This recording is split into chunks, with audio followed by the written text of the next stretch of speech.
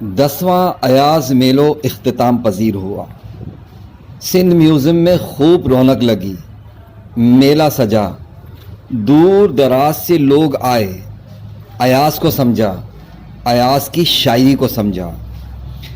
مرکزی دروازے سے میں جیسے ہی داخل ہوا تو ایاز کا یہ خوبصورت شعر، جسے فہمیدہ ریاض نے اردو ترجمہ کیا کہ ارے چاند سجن تو نے نہ دیکھا، وہی روپ وہی ڈھنگ سجن تیرے ہی جیسا ہے، مجھے یہاں سندھ کی ثقافت کی عکاسی کرتا یہ مونومنٹ بہت بھلا لگا، جس میں ایک دیہاتی عورت اپنے گاؤں کے کنویں سے پانی بھرتی نظر آ رہی ہے۔ میلے میں آئے ہزاروں لوگوں نے بھی ایک نظر اس خوبصورت منظر پر ضرور ڈالی ہوگی۔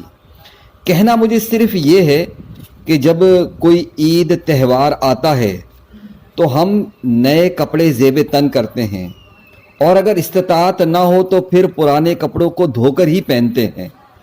اچھا ہوتا کہ اس دیہاتی عورت کو بھی نیا لباس مل جاتا، یا پھر کم از کم اس کے کپڑوں سے مٹی تو جھاڑ دی جاتی۔